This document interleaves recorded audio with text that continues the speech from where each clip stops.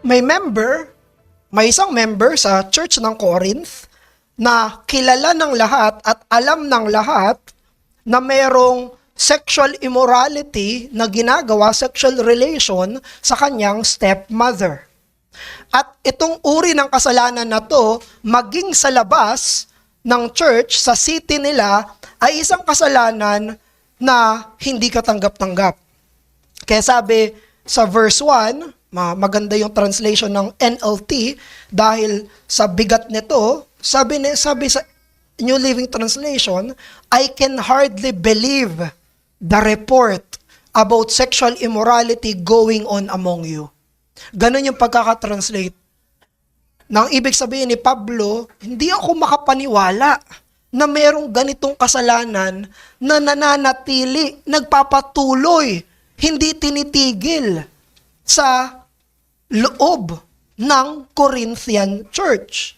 Ang Corinthian Church, Corinthian City, kilala yan sa pagiging isang immoral city.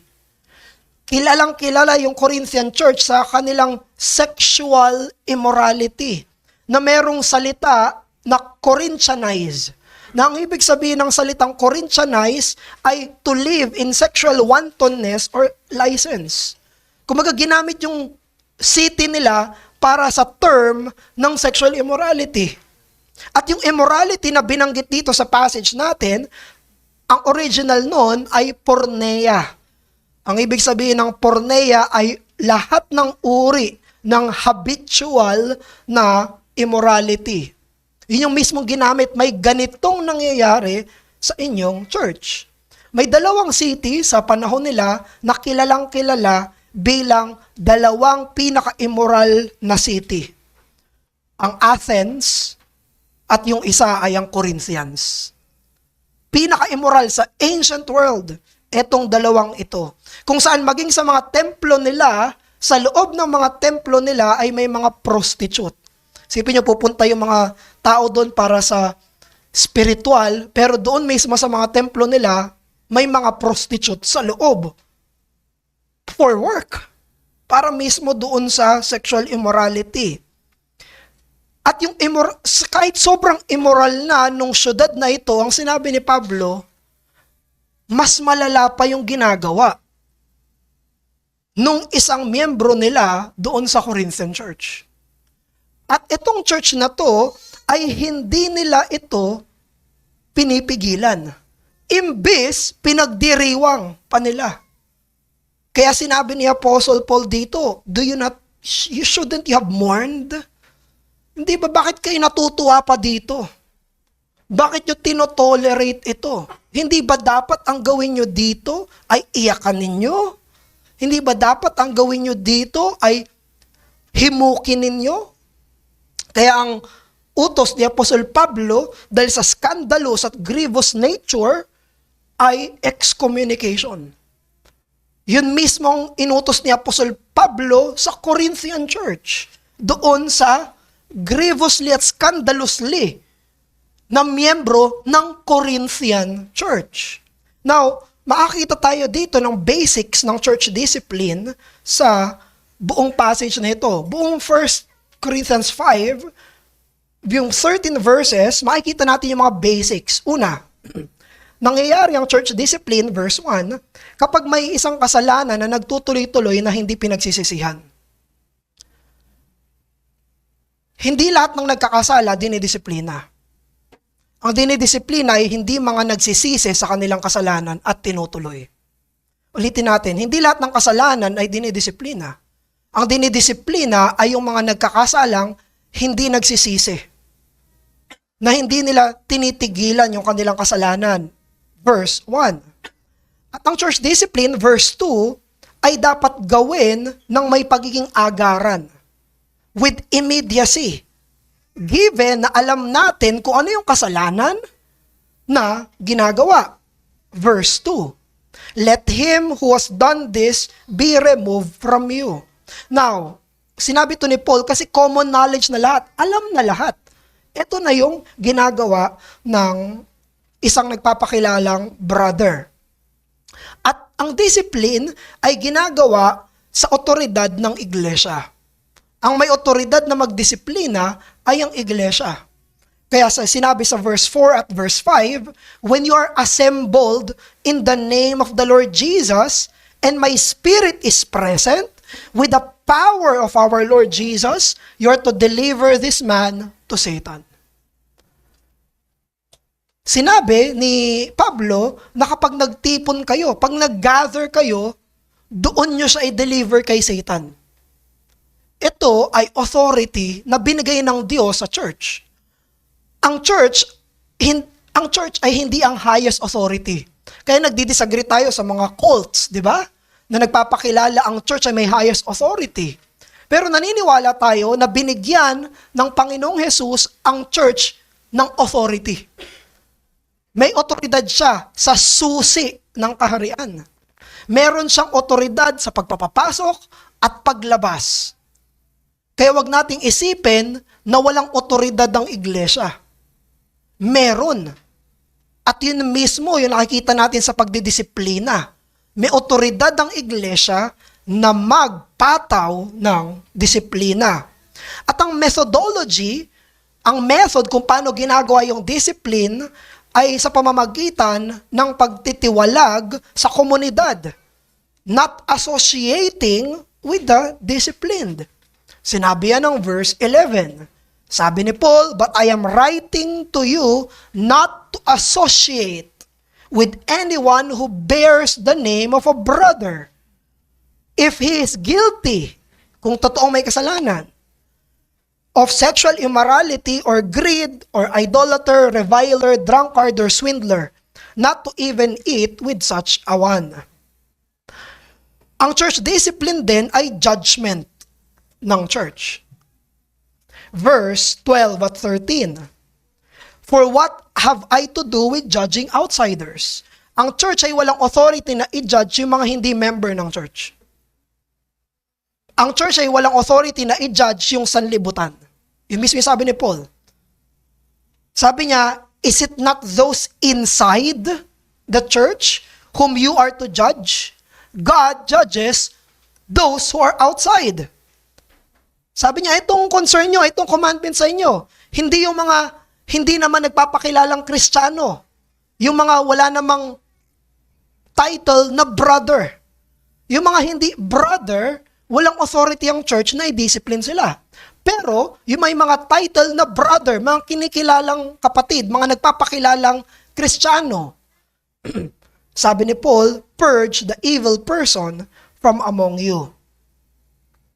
Kaya ang discipline ay hatol ng iglesia. Now, itong sinabi ni Apostle Paul ay diretso na sa excommunication. Alam naman natin, yung mga term na ginamit, sinabi niya, deliver this man to Satan, sinabi niya, purge the evil person among you, sinabi niya mismo, remove such a person. Yung historical background nito ay nanggaling pa sa Judaism. Actually, kung titignan natin yung buong Bible, bago pa ang Judaism. Sa Garden of Eden pa lang. Sa Garden of Eden pa lang, nag-excommunicate ng Diyos. Nung unang kasalanan ng unang magulang, anong ginawa ng Diyos? Pinalayas niya. Hindi kayo pwede dito sa Eden. Labas. Yung Eden ay isang espesyal na lugar ng presensya ng Diyos. Now, fast forward sa covenant people ng Israel, pag ginagamit nila yung excommunication, ito yung mga tinuturing nila na hindi people of God. Naalala nyo, galit na galit yung mga Hudyo sa mga Gentiles o kaya naman tax collector. Ito yung mga tao na hindi nila sinasamahan. Kaya galit na galit sila kay Jesus nung sumama si Jesus sa mga celebration, pero ang kasama ni Jesus, mga tax collector. Kasi para sa mga Hudyo, itong mga to ay labas sa pangtipang bayan ng Diyos. Sila na mga tinuturing na outsiders ay hindi nila iniimbita sa mga social gathering, sa kanilang mga kainan. Kaya nung inutos ni Jesus sa Matthew chapter 18 na treat an unrepentant person as an as a Gentile. Yun ang ibig sabihin niya, alam niya yung context kung sino yung kinakausap niya. Naalala niyo sa Matthew 18, may steps ng church discipline. At yung final step, kapag hindi pa rin nagsisi, sa final step na yun, ang sabi ni Jesus, tratuhin niyo siya bilang isang hentil, isang tax collector. Yun ang ibig sabihin ni Jesus. Ang ibig niya sabihin, hindi niyo na sila pwedeng ituring na kasing close niyo kaysa dati. Hindi niyo na sila pwedeng ituring bilang kapatid. Now, ang makikita natin dito, parang magkaiba yung 1 Corinthians 5 sa Matthew 18. Di ba yung Matthew 18 may steps pa? Yung Matthew 18 merong mga pagkakasunod-sunod. Sabi ng Panginoong Jesus sa Matthew 18, kapag may isang kapatid na nagkakasala at ikaw ang nakakaalam, kausapin mo at i-call mo to repentance. Kapag hindi siya nagsisi, magdala ka ng isa o dalawa o tatlo. At pag dinala mo sila, kausapin mo yung nagkakasala, at pag nagsisi siya, tapos ang usapan. Katulad nung una. Pero pag hindi siya nagsisi, sa second call to repentance, dalhin mo na sa church para siya'y magsisi. At kapag siya'y nagsisi, forgiven. Pero kung dinala na ito sa iglesia, sabi ni Jesus, at hindi pa rin siya nagsisi, siya ay ituring mo bilang hentil, bilang tax collector. Yun na yung last, yun na yung final sa Matthew 18. Now, makikita natin yung pinagkaiba nito sa 1 Corinthians chapter 5. Kasi dito sa 1 Corinthians 5, iniskip na ni Paul yung unang tatlo. Dulo agad. Hindi nga church level excommunication agad. Ang sabi ni Paul, pag nagtipon kayo, itiwalag nyo. Yung sabi niya. Wala nang sinabi si Apostle Paul dito, pag-usapan nyo muna. Sabi niya, pag nagtipon kayo, tiwalag nyo. Now, ito yung question natin, bakit? Anong pinagkaiba? Anong meron? Bakit doon sa sinabi ni Jesus ay merong mga step, ordinarily, at bakit dito kay Paul, iniskip niya yung tatlo. At diretso siya kaagad sa sinabi niya, purge the evil person among you, deliver such a man to Satan.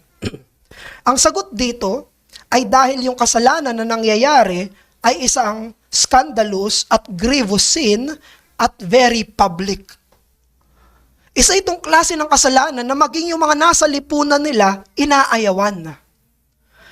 Isipin niyo yun, yung outside the church, hindi sila payag sa ganitong kasalanan. Isipin niyo kung mas makasalanan pa yung church kaysa doon sa nasa labas ng church. Na mas grievous at scandalous pa yung ginagawa ng Kristiyano kaysa doon sa mga supposedly dapat i-reach out ng mga hindi mananampalataya. Ang ibig sabihin ni Pablo ay pag tinolerate nila ito, it is damaging to the witness of God in the church. At napaka-unique ng circumstance ng Corinthians dahil nag-fail sila. Nagawa nito ng paraan even dapat before pa. They have failed to act and let it go on. And ito yung isa pa, nag-rejoice pa sila. Natuwa pa sila. Sinelebrate pa nila. Wow, biyaya ng Diyos. Biyaya ng Diyos na pwede niyang gawin to. Yung sinasabi ni Jude Sabi sa Jude, some have used the grace of God for licentiousness. Kaya sabi ni Pablo, kung yung mga maliliit ng kasalanan pwedeng mag-damage yung whole congregation, paano pa ito? Kung yung maliit na kasalanan ay madadamage yung whole congregation, paano pa ito? Pero alalahanin natin at ito yung magiging focus natin na ang main objective netong buong chapter ng 1 Corinthians 5 ay redemptive at salvific. Sinabi niya, dun sa text natin, na i-remove nyo siya, excommunicate nyo siya, so that he will be saved at the day of the Lord. Kaya siya i-excommunicate para sa kanya. It is both salvific and redemptive na matututunan natin dahil kahit sa pinakamasakit na disiplina, ang pinakalayunin ay kaligtasan. Ang pinakalayunin ay kabutihan ng kaluluwa. Kaya ito yung mensahe natin ngayong hapon. The church discipline is the continuing redemptive action of God through the church. Ang disiplina ng iglesia ay ang nagtutuloy na pagliligtas na gawa ng Diyos sa pamamagitan ng iglesia, sa normal na buhay ng mananampalataya. Alam nyo, puwera sa pagiging redemptive ng purpose ng church discipline, may iba pang mga purpose to, in which hindi ko ibibigay ngayon. Kung magkaroon ng susunod na pagkakataon, I'll be preaching on the other purposes. Pero ang ibang mga purposes ng church discipline ay una, para hindi hamakin ang pangalan ni Jesus. Para hindi lapastanganin ang pangalan ng ating Diyos. Sa bahay namin, kapag sinisigawan ni Light, si Lori, pinapalo ko si Light. Hindi niya pwedeng bastusin yung asawa ko. At si Lori, kapag nakikita niya na hindi ako sinusunod ni Light, pinapalo siya ni Lori. Kahit minsan, hindi kami okay. Parang medyo may kami sa isa't isa. Pero, kapag di sumunod sa akin si Light, papaluin niya yun. Kasi hindi pwedeng bastusin ako ng anak ko. Ang iglesia ay hindi dapat hinahayaan ang sinuman, lalo na ang mga nasa loob ng iglesia, na binabastos ang kanyang Panginoon. Hindi dapat okay sa misis, okay anak, sige, sigawan mo tatay mo, sampalin mo tatay mo, okay lang sa akin yan. Hindi. Hindi pwede. Ang pangalan ni Jesus ay importante. Ang kaluwalhatian ng Diyos, ang pinakamataas na layunin ng lahat ng nilikha. Hindi natin pwedeng hayaan na sinasampal-sampal yung Diyos natin. Pangalan ni Jesus, God is not mocked. And the church should not be okay that God is mocked. Hindi pwede nakatingin lang tayo. Sampal-sampal. No. We should be furious when God is mocked. Ganon din, yung witness ng church ay dapat protektahan. Kung may pakialam tayo, na tayo ay maging liwanag ng sanlibutan, may bit-bit ng ebanghelyo, nagpamalita ng mabuting balita,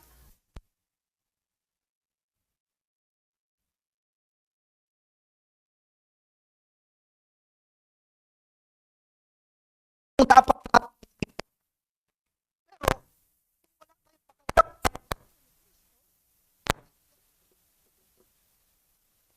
pwede natin itong mabypass. Pero, again, that are the other purposes. Ang gusto kong focus ngayon, dito sa text natin, ay yung pagiging redemptive ng church discipline.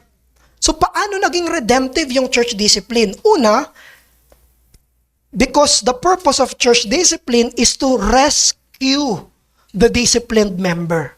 At pangalawa, to preserve the church purity. Kaya siya redemptive kasi una, ang goal ng church discipline, i-rescue yung dinidiscipline, at pangalawa, protektahan yung ibang members. Yung church purity. So, tignan natin yung una. Verse 5, deliver this man to Satan for the destruction of the flesh, that his spirit may be saved in the day of the Lord.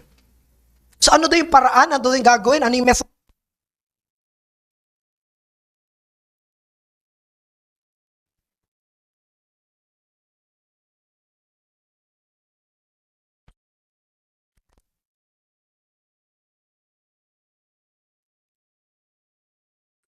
Sound test. Sound test? Ayan, sige.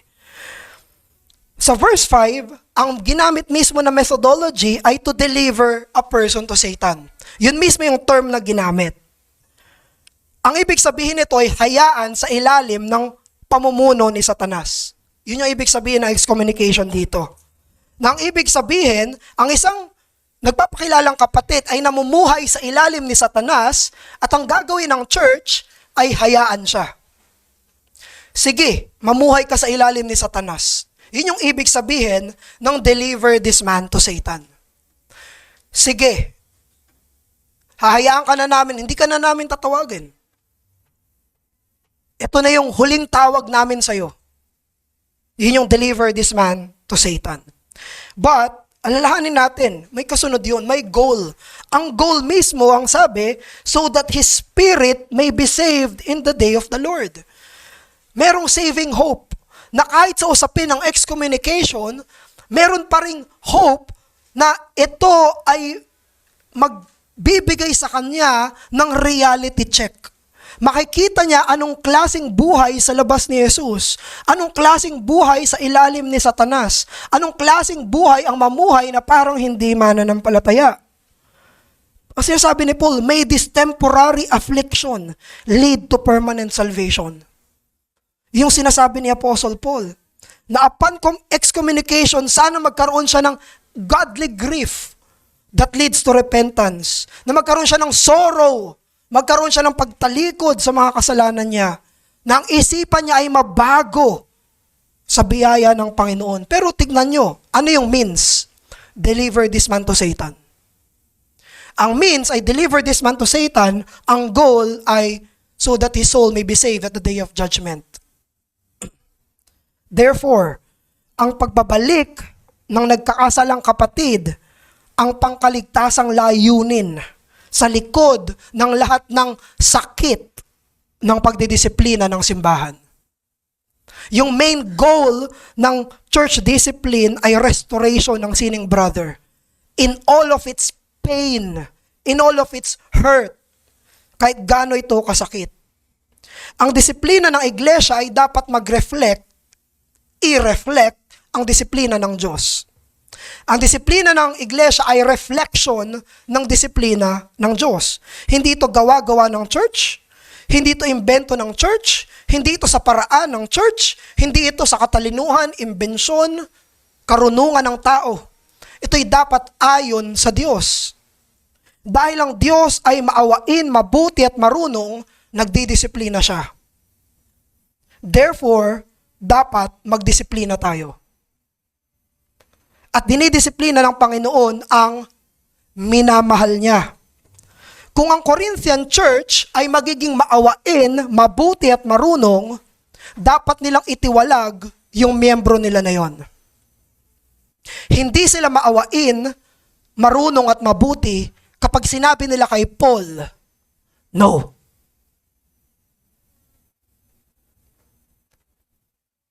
Hindi sila mapagmahal pag sinabi nila kay Apostle Paul, hindi namin susundin yung letter mo sa chapter 5. May mga tao na nag-argue na ang disiplina ay marahas, hindi makatao, at hindi mapagmahal. Alam nyo, yung akusasyon ng sanlibutan. Ang akusasyon ng sanlibutan, kapag hindi nagdidisiplina yung iglesia, ang sasabihin ng sanlibutan, impokrito kayo. Tignan nyo, church pa kayo, tapos may nagkakasala sa loob nyo, wala kayong ginagawa. Tapos, kapag nagdisiplina naman yung iglesia, ang sasabihin naman ng sanlibutan, bakit nyo ginagawa yan? Napakamarahas nyo. Walang paglalagyan ang katotohanan sa mundo na gusto ay kasinungalingan. Walang paglalagyan ang katuruan ni Jesus sa isang mundo na ang gusto ay kabaligtaran. It is well to be reminded na ang pagmamahal ng Diyos sa Kristiyano ay pangtatay na pagmamahal. Ang pagmamahal ng Diyos sa mga mananampalataya ay pang-ama. It is a fatherly love. Ang pagmamahal ng Diyos ay hindi pagmamahal sa tuta. Hindi ito pagmamahal sa pusa. Hindi ito pagmamahal sa kuting. Hindi ito magpamahal sa mga cute na mga laruan. Hindi ito pagmamahal sa mga cute na mga hayop. Ito'y pagmamahal ng isang tatay sa mahal niyang anak. Ang pagmamahal ng Diyos ay pang tatay, pang ama. Ang pagmamahal ng Diyos ay tunay na pagmamahal at realistikong pagmamahal. Banal na pagmamahal, pang tatay na pagmamahal. Kaya ang mga tao o maging mga Kristiyano na hindi sumasang-ayon sa disiplina ay parang mga magulang na hindi naniniwala na dapat paluin ang mga anak nila. Ang mga hindi naniniwala na dapat magdisiplina ang iglesia ay parang mga magulang na hindi namamalo ng mga anak nila. Na iniisip ng paluin ko ang 2 years old o 3 years old kong anak ay mali, hindi mapagmahal at marahas. Proverbs 13 verse 24. The Bible disagrees otherwise. Proverbs 13 verse 24. Whoever spares the rod hates his son, but he who loves him is diligent to discipline him. Actually, the Bible disagrees. Ang sabi ng Bible, siya na hindi pinapalo ang kanyang anak ay galit sa anak niya. Hindi mo mahal ang anak mo kung hindi mo kayang paluin. Hindi mo kayang paluin ang anak mo, ayaw mo paluin ang anak mo, galit ka sa kanya. Ang ginagawa mo ay kasamaan sa kanya. Sabi ng scripture, siya na nagmamahal ay masipag magdisiplina. Hindi niya sinabi nagdidisiplina eh. Sabi niya masipag. Consistent na nagdidisiplina. Masipag sa pagdidisiplina. Proverbs 3:13-14. Do not withhold discipline from a child. Wow. If you strike him with a rod, he will not die. Yan yung isipan ng mga magulang eh. Pag pinalo ko to, baka mamatay. Pag pinalo ko to, baka mapano. Ang sabi ng Bible, pag pinalo mo, hindi siya mamamatay. If you strike him with a rod, you will save his soul from Sheol. Wow! Ang sabi ng Bible, kapag pinalo mo siya, maliligtas mo ang kaluluwa niya mula sa kamatayan, Sheol. Now, ang takbo ng isipan ng sanlibutan o ng labag sa Biblia ay baliktad. Nagmamahal ako kapag hindi ko ginagawa kahit yung masakit na kailangan. Ganon ang interpretation nila pagmamahal. Nagmamahal ako kapag hindi ko ginawa yung masakit na kailangan. No. Sinabi dito, kapag hindi mo pinalo, mamamatay siya. Kapag pinalo mo, hindi siya mamamatay. Ano yung kinokontradict nito? Yung common ideas. Yung opposite ideas. Hebrews chapter 12 verse 7. For it is for discipline that you have to endure. Ano daw gagawin pag tinidisiplina? Endure.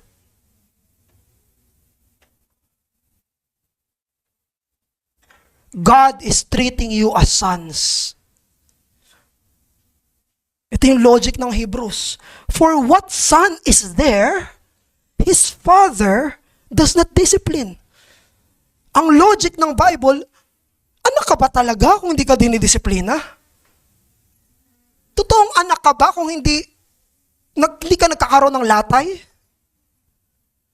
At hindi ito masaya, ito'y masakit. Kaya kailangan mag-endure nung dinidisiplina. Ang dapat mag-endure ay yung pinapalo. At ang dapat maniwala na minamahal siya sa pamamagitan ng sakit ay yung pinapalo. Maniwala siya. Masakit to, pero kailangan kong paniwalaan ang salita ng Diyos pagmamahal to. Dahil ang emosyon ko, ang sanlibutan, ang lahat ay taliwas sa sinasabi ng salita ng Diyos. Wala kang batang makikita na pinapalo, nakangiti. Mahalin mo pa ako, Papa. Sige, papaluin mo pa ako. Walang ganon. Dahil masakit. Hindi yun masaya. Pero kailangan maniwala siya. Kailangan hindi siya magalit sa tatay niya. Kailangan niyang matutunan sa mga susunod na panahon, kaya niya pala ginawa yun. Kaya niya pala ako pinalo. Dahil mahal niya ako. Dahil gusto niya yung long-term, eternal term na kabutihan ko. Ang sinturon ay pangkaligtasang pagmamahal ng Diyos. Ang latay sa puwet ay pangkaligtasang pagmamahal ng Diyos.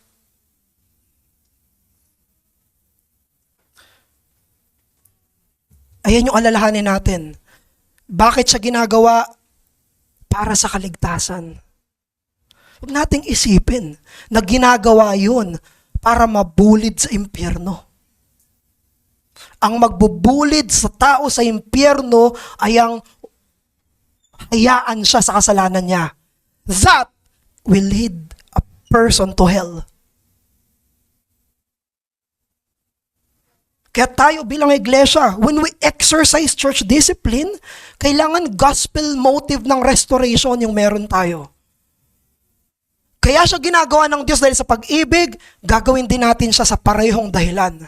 When we exercise church discipline, hindi natin to ginagawa dahil galit tayo, hindi natin to ginagawa bilang parusa, hindi natin to ginagawa punitively, hindi natin to ginagawa dahil tinutulak siya sa impyerno, kung hindi dahil gusto natin realize and repent what will happen if you're outside the grace of God, which you are doing right now. Yun ang motibo. Ang iglesia hindi nagdidisiplina dahil sa opinyon ng sanlibutan, kung hindi dahil sabi ng Diyos at para sa kabutihan ng dinidisiplina. Kaya't ang mag-ingat tayo kung merong anumang nasa puso isipan natin na ang motibo natin ay bilang punitive na pagpaparusa. Mag-ingat tayo. Di ba yan yung pinagbababalaan sa magulang? Yung mamalo ng galit. Mamalo selfishly. Nakakainis ka, pak. Hindi. Mamamalo siya ng may tamang intention dapat. Hindi ba? Nang may maayos na pag-iisip. At ganun yung sinasabi dito ng verse 5. Gagawin mo yung deliver this man to Satan so that his soul, ito yung motive, his soul may be saved in the day of the Lord. Ayun yung dapat i-cultivate natin. Sa panahon na tayo nagde-discipline, yes, we are zealous for the glory of God. Yes, we are zealous for the witness of the church. But also, our goal is for His good. Hindi logical sa mundo yun eh. Na may hawak kang pamalo, tapos ang unang tingin, pagmamahal. Pero yun ang litrato ng Biblia. Ang mga tatay na may hawak na pamalo, sila yung mapagmahal. Siya yung mapagmahal. At yun yung gagawin dapat natin. Habang may hawak tayong pamalo, ang nasa puso't isipan natin ay kabutihan. Ebanghelyong motibasyon. At kung ikaw mismo ay dinidisiplina ng iglesia o dinidisiplina ng Diyos, personally, hindi ecclesiastically, alalahanin mo ito para yan sa kabutihan mo. It's for your own good. Kilala natin si David na dinisiplina ng Diyos, pero nirestore siya spiritually.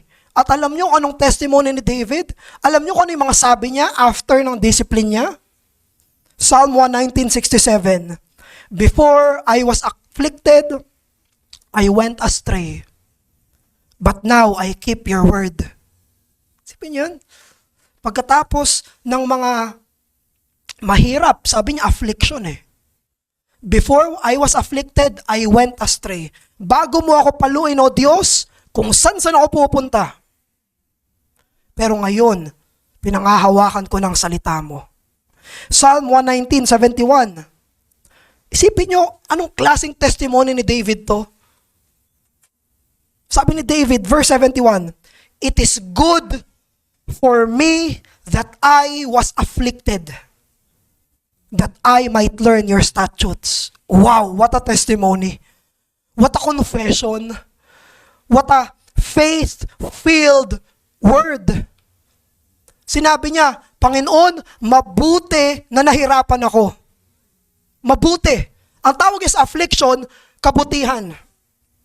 Sabi niya, that I might learn your statutes. Sana ito maging motibo natin bilang isang church sa pagdidisiplina.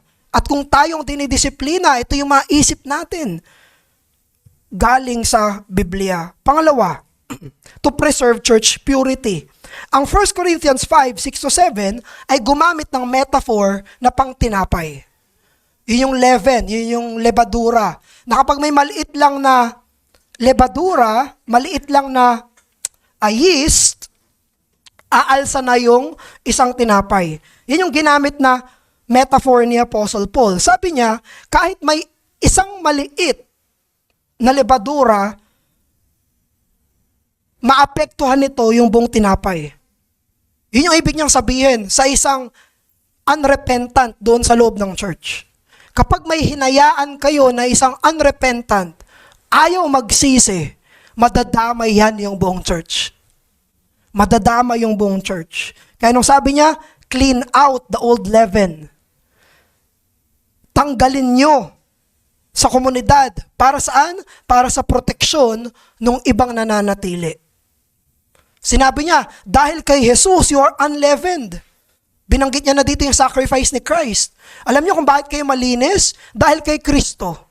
At dahil malinis kayo dahil kay Kristo, huwag niyong hayaang dumihan ito. Huwag niyong hayaang mamayani ang kasalanan. Huwag niyong hayaang mamayani ang kasalanan sa kalagitnaan niyo. Kaya sinabi ng verse 13, God judges those who are outside. Purge the evil person from among you. Alam niyo, kino-quote ni Paul, may quotation mark yan yung 13, pag tinignan niyo yung mga Bibles niyo. Dahil quotation yan sa Old Testament. Sa Old Testament, Deuteronomy 17:7 at 24:7. Alam niyo ba, na pag binanggit sa Old Testament, na purge out the evil person from among you, alam niyo ibig sabihin nun? Death penalty. Papatayin nila. Marami nang pinatay sa lumang tipan dahil nilabag nila yung utos sa komunidad ng pananampalataya. Naalala niyo si Achan sa panahon nila Joshua? Si Achan yung dahilan ba't natalo sila sa gera. Dahil sa isang kasalanan, maraming ibang namatay. Tinago niya yung ginto, yung kung anumang material yun sa tent niya. Dahil may isang nagtatago ng kasalanan, may mga namatay. Natalo sila. At death penalty si Achan, hindi lang siya, maging pamilya niya. At anong reaksyon natin doon? Tama yun. Dahil ang kabayaran ng kasalanan ay kamatayan. Bawat isang kasalanan pa lang natin, patay na tayo dapat Kasalanan, patay. Impyerno dapat tayo, mga kapatid. Sana wag natin makalimutan yun. Na yung kasalanan natin ay karapat-dapat na ibulid tayo sa impyerno. Yung mga ginagawa sa Old Testament, na mga corporal punishment, temporal punishment pa lang yun. Huwag maalis sa isipan natin yan. Pero sa New Testament, nung ginamit ito ni Apostle Paul, hindi niya ibig sabihin na death penalty. Ang New Covenant Church ay hindi katulad ng Old Covenant na theocratic. Kasi sa panahon ng Old Testament, magkasama yung church sa state. So pwedeng parusahan sila ng death penalty. Ngayon, sa New Testament, yung church, nung sinabi ni Paul na purge the evil person among you, hindi niya sinasabi, patayin nyo yan. Kundi ang ibig niyang sabihin, itiwalag nyo. Remove that person from among you, and it should have the same impact. Nung tiniwalag siya, kailangan ng maging epekto sa kanya, tinanggalan ako ng oxygen. Yun dapat epekto sa kanya. Ang dapat epekto sa kanya, sa tiniwalag, bumalik siya. Yun ang dapat ng maging epekto sa kanya. Dahil sa New Testament na banishment, ibig sabihin, they will be cut off from the communion table and cut off from the other means of grace. The other means of grace. From the Lord's Supper, at meron pa nakalagay sa 1 John chapter 5. Sabi ni John, I do not say that you pray for this person who is sinning unto death. Ganun kagrabe. Na yung lifeline ay pinutol dahil sa tuloy-tuloy niyang pagkakasala. Kaya alalahanin natin, bakit ito ginagawa lahat? Para hindi makorrupt yung natitira. Para hindi makorrupt yung mga unleavened. Kaya ang church discipline ay proteksyon ng Diyos sa iglesia na makagawa ng parehong kasalanan o mas malala pa. Ito yung pangalawang redemptive purpose na kapag hindi ginawa ng iglesia yung pagdidisiplina sa kasalanan ng mga mananampalataya, gagamitin nila yon bilang excuse. Si kapatid nga nagpo-fornicate eh. Ako rin. Yung pastor nga namin nag-adultery eh. Walang ginagawa yung church. Ako rin. Pwede pala eh. Pwede pala yon? Pwede ko pala lokohin yung asawa ko? Pastor nga namin, no? Alam nyo, yan ang gagawin ng kasalanan sa puso. Na kapag merong hinayaan, mamamayani yung kasalanan. It will corrupt the whole church. At ang tanong ko sa iyo, naniniwala ka ba dito? Do you believe that? Naniniwala ka ba ng isang hindi pagsisisi ay kayang i-corrupt ang isang buong iglesia? Do you believe that? Naniniwala ka ba ng isang parte ay maapektuhan ng lahat?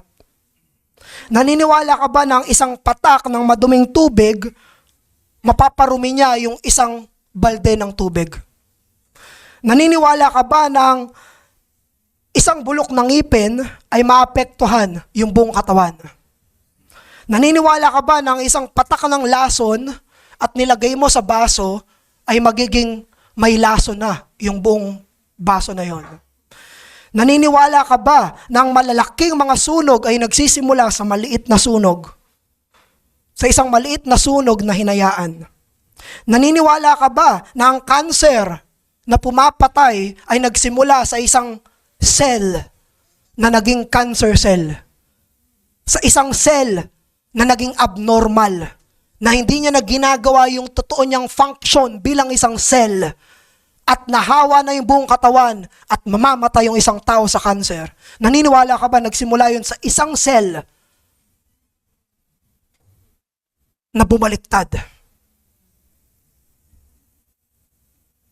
Na kung hindi puputulin yung parte ng katawan na yun, mamamatay ang isang buong tao.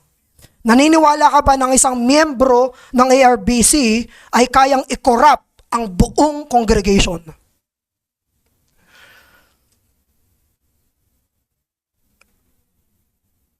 Maging sa pamilya, kapag ang isang kapatid ay pinalo, yung ibang mga kapatid ay biglang bumabait. Biglang naglilinis ng bahay. Hindi pa inutos, ginagawa na. Bakit? Takot silang mapalo.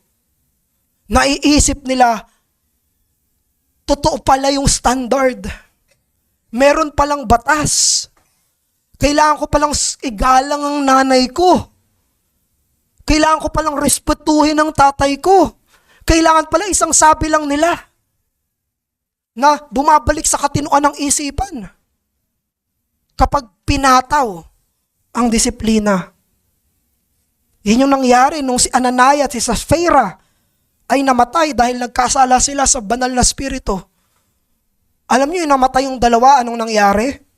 Acts 5:11, and great fear came upon the whole church and upon all who heard of these things. Nagkaroon sila ng panibagong takot, panibagong fearful reverence sa Diyos. Kaya tayo bilang iglesia, protektahan mo ang kongregasyon. Protektahan mo ang kapatiran mula sa pagkahulog sa mas malalalang kasalanan sa pamamagitan ng paggawa ng church discipline. That's how you protect the church. Anong ginagawa ng Diyos sa church discipline? Hindi niya lang nire-restore yung dinidiscipline. Pinoprotektahan niya rin yung malulusog para hindi mahawa. Kapag nagdidisiplina ang Panginoon, hindi niya lang pinapakita yung pagmamahal niya sa pamamalo, sa pinapalo, kung hindi mismo sa buong iglesia. Alam natin sa sarili natin, napakadali na mahulog sa kasalanan, napakadali nating matukso, napakadali nating gayahin, hindi yung kabanalan, kung hindi yung kasalanan. Alam natin yun sa sarili natin, if we will be honest, sobrang daling gayahin yung mga masama. Napakadali na excuse natin yung sarili natin. And from this, God is protecting us. Pinoprotektahan tayo ng Diyos sa kanyang biyaya. Kaya't makita sana natin ang disiplina bilang biyaya ng Diyos maging sa mga hindi dinidisiplina, maging sa malulusog, maging sa kanila na mga hindi damay, para hindi madamay. Kaya nakita natin dito sa buong 1 Corinthians chapter 15 na ito ang nagpapatuloy na pagkilos ng kamay ng Diyos sa pamamagitan natin. Manalangin tayo. Ama namin, maraming salamat po sa iyong banal na salita. Ginamit mo ito, aming Ama. Gamitin mo po ito lalo para makita namin ang iyong kabanalan at ang iyong pag-rescue sa amin. Na never naming iniisip yung rescue namin, pero ikaw ang nagre-rescue sa amin. Maraming salamat po, Diyos. At makita namin ang disiplina bilang kabutihan mo, bilang iyong pag-ibig, pagsinta. At maniniwala lang kami dito sa pamamagitan ng pananampalataya. Sa pangalan ni Jesus, Amen.